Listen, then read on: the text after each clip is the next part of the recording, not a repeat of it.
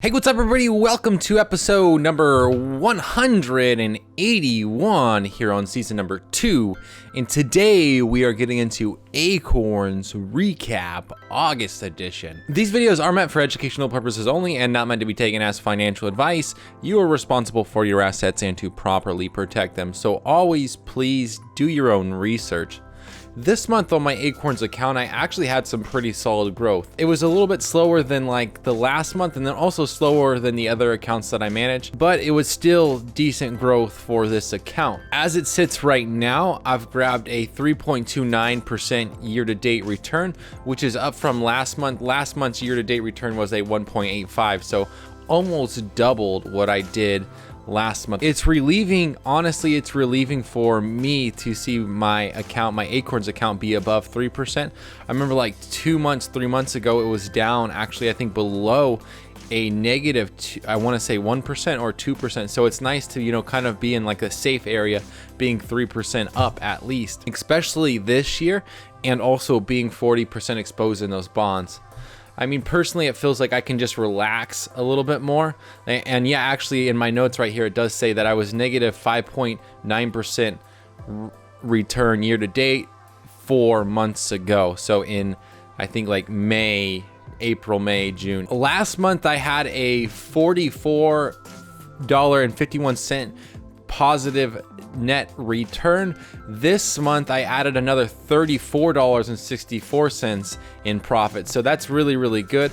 I thought that this account would be moving a lot slower than it has.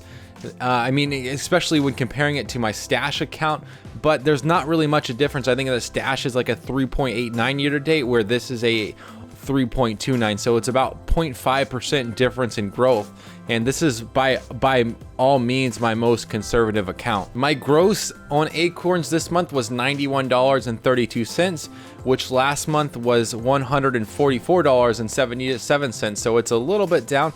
However, if you minus all the deposits that I made, which is the two $20 bi-weekly deposits, the once a month $5 auto deposit, and then also all the roundups that go into that, you get a net profit of $34.64, which I addressed earlier on, which comes to a 1.31% return. Last month I had $82.86 in profit, or 3.87% return, which was like killer for that overall account. Like I was like, what the heck, almost a 4% return in an entire month? Like that is completely crazy. As far as like thoughts, comments, criticisms about this account, I don't really have much to say because it's very robotic the way that this is run. Pretty much I just put the money in there, Acorns disperses it where it needs to go, and I don't really have to go through and make any special picks, look at stocks, look at ETFs, and kind of make judgment calls on where I think the future goes. It's pretty much Acorns does it all, and whether it goes into emerging market or it goes into large company stocks, or that money goes into bonds, is completely up to the way that Acorns runs their portfolio. Pretty much just a set it up and let it rip kind of account. But let's go ahead and take a look at Acorns, and on my phone here, as you can tell right now, $500 referral reward. Okay, I'll make sure I'm gonna have to put the link out. No, I'm just kidding. Right now, my account sits at $2,619.97. This is going to be a little bit different because it is recorded about 3 days after the month's end. But we will go ahead and take a look at the past really quickly. Go through the transactions, and then we'll go ahead and take a look at the numbers more specifically. Down here to the second roundup for 67 cents, roundup on the third, more roundups, and then you got a dividend of $1.51, another dividend of 84 cents. So that's good. I like to see that. That's almost $2.50 in dividends. Like that's really good. More roundups coming in, another one-time investment of $20, with more roundups coming in. Like right there's a 97-cent roundup. Like that would be so nice. And then a 99-cent roundup. Like wow, that's crazy. That's almost $2 in roundups right there.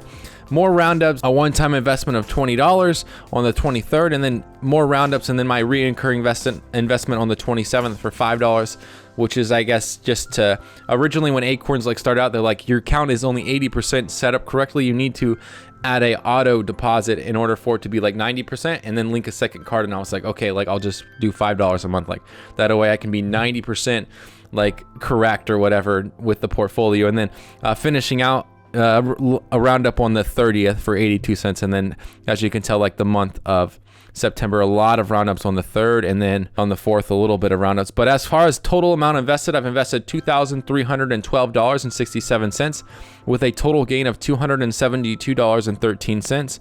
Dividends over this account, I've made $72.29.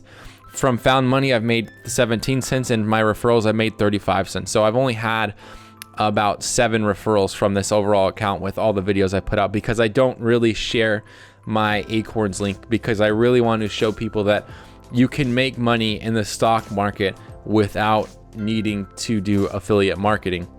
But let's go ahead and take a look at the actual performance of the account. Right now, $2,621. Overall, my percent return is 11.93%. My total gain and loss is 11.64%. So that's going to be the reason why there's a little bit of a differentiation right there is because originally when I signed up for my Acorns account, they were pulling that $1 per month out, and then I added my .edu email, and so now I get it for free for the next, I think, like three years or so. As far as the 1 year, right now my total gain and loss is 9.73%. Over the 6 month, it's 4.09% or $100. Over the 3 month, it's 1.4% or $3,619.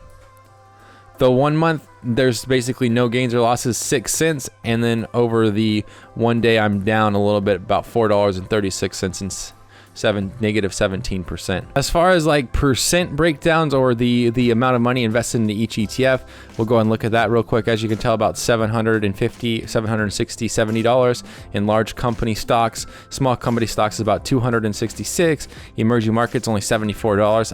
Maybe I would like that a little bit more. Real estate $161. Government bonds $521. Corporate bonds $520. So about half of my account is sitting in those bond type ETFs, and then international large company stocks is $308.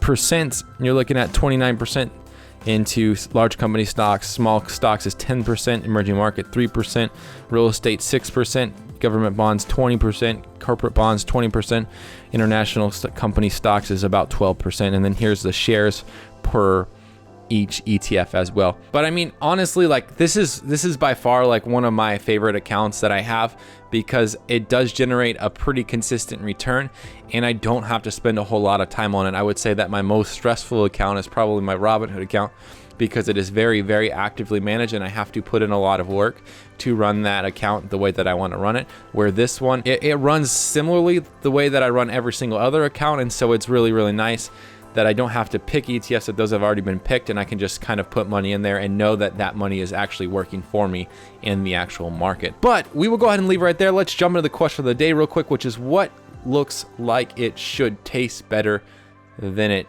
does. I think that I was thinking about this the other day, and actually restaurant desserts, like we got this free cake from a restaurant the other day, and I was like, yo, babe, how was the cake? Because I don't really eat cake. Like I don't just, for some reason, if I ate cake, I would eat the entire cake. So I just don't eat cake. And she was like, oh, she's like, it tastes good, but it's like really, really dry. And it's like, yeah, that's because I don't think restaurants really spend a whole lot of time on their desserts, because not a whole lot of people order them. So it's like, whatever. Maybe this is like our worst part of our business is the actual desserts. But it's like the thing that people leave remembering. And it's like, make desserts that are as good as they look in the picture. Like, not saying that they taste bad. It's just that like when you see like a chocolate lava cake, you're like, oh, this is going to be so good. And it's like, this was probably pre-made at a factory and just shipped over here, and you guys stuck it in the microwave and heated it up and then poured some chocolate sauce on it. Like, we know that this wasn't baked at the restaurant today. You know what I'm saying? Probably made like 2-3 days ago, and it, you're like, oh my goodness, like this is like a crouton. No, not like that at all though. But I would say restaurant desserts probably are the things that I would say look a lot better than they actually taste. Anyways, like I always say, if you have any question regarding Stash, Acorns, Robinhood, M1 Finance, as well as general investing, business, Etsy, coaching, please post those questions down below. Don't forget to subscribe right up here. Check out these 2 videos right here in the link. And as always, thank you for watching. I really appreciate it.